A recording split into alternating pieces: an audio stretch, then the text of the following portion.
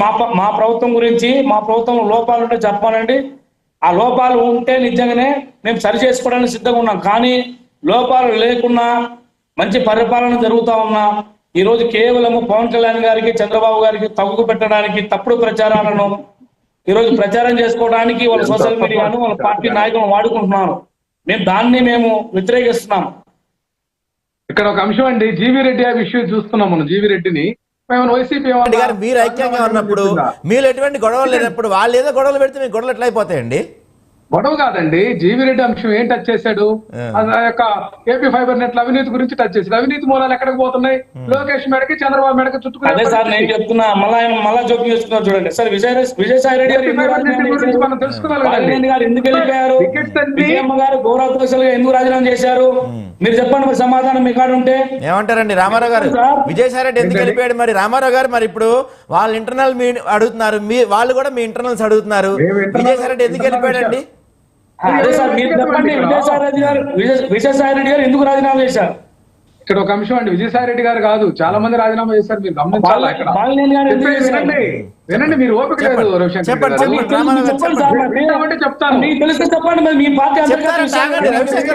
చెప్తారంట ఆయన, రామారావు గారు చెప్తారంట. చెప్పండి. వేదా మస్తాన్ రావు గారు ఎందుకు రాజీనామా చేశారు? ఇది ఎందుకు అడగరు?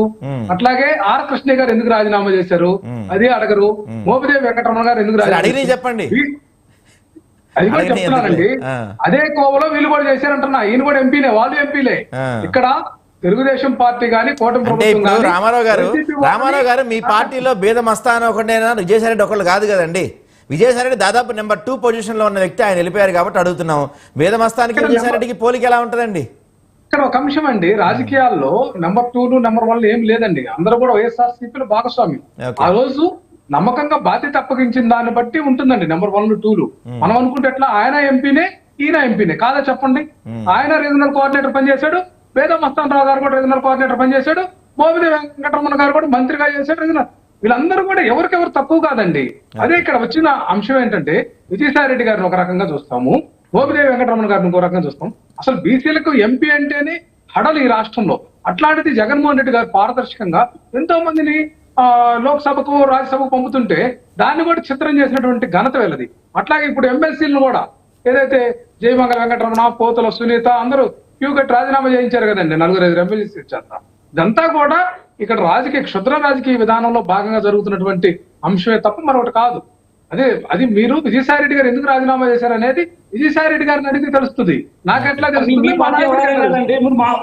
మేము కూడా అదే చెప్తున్నాం సార్. మా పార్టీ అంతర్గత విషయాలు లేదు, మా ప్రభుత్వానికి సంబంధించిన అంతర్గత విషయాలు దయచేసి మీరెందుకు ప్రచారం చేస్తున్నారు?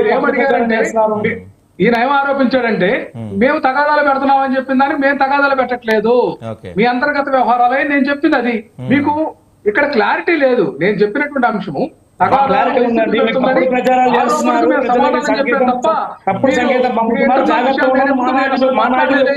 ఇక్కడ మీరు రిమైండ్ చేసుకోండి. మీరు ఏం మాట్లాడారో ఒకసారి గుర్తు చేసుకోండి. మీరు ఇప్పుడు డిబేట్ కి వచ్చినటువంటి మాట్లాడినన్ని కూడా నేను మళ్ళా మీకు కావాలంటే నేను చెప్పగలుగుతాను. మీరు ఇప్పుడు చెప్పినటువంటి మాటని మళ్ళీ మర్చిపోయి మా మీద ఆరోపణలు చేసేటటువంటి, ఎదురుదాడి చేసేటటువంటి పరిస్థితి ఇది కరెక్ట్ కాదండి. అంతర్గత విషయాల జోలికి వచ్చినప్పుడు నేను ఇంతవరకు మాట్లాడలేదు. మాట్లాడాను. మీ పార్టీ ఎమ్మెల్సీలు ఎందుకు రాజీనామా చేశారు, ఎంపీ ఎందుకు రాజీనామా చేశారు, మీ పార్టీలో కీలకమైన వ్యక్తులు రాజీనామా చేశారు. మరి కారణాలు చెప్పండి. ఏం మాట్లాడారు? ఇదేం పరిస్థితి? మీరు వినరు. మీరు చెప్పారు, ఏం చెప్పారు? వైసీపీ తగాదాలు పెడుతుంది పవన్ కళ్యాణ్ కి, మాకు, లేకపోతే బీజేపీకి మాకు అంతర్గతంగా మా నాయకుల మధ్య తగాదాలు పెట్టడానికి వైసీపీ చేస్తుందని చెప్పి మాట్లాడాడా లేదండి రవిశంకర్ రెడ్డి గారు? చెప్పండి.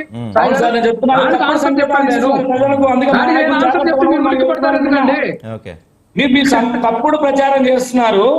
మీకున్న సోషల్ మీడియా ద్వారా, లేకపోతే మీ పార్టీ స్పోక్ పర్సన్స్ ద్వారా, లేకపోతే మీ పేపర్ ద్వారా, టీవీ ద్వారా ప్రజలకు తప్పుడు సంకేతాలు ఇస్తున్నారు.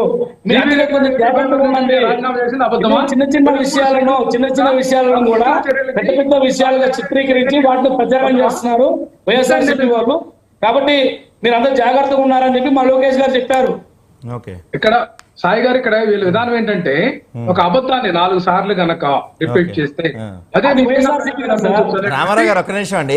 రవిశంకర్ గారు మీరు చెప్పేది ఎలా ఉందంటే మసి పూస్తేనే మీరు మీ పార్టీ మీరు అట్లా చెప్తే ఎట్లా అమలా?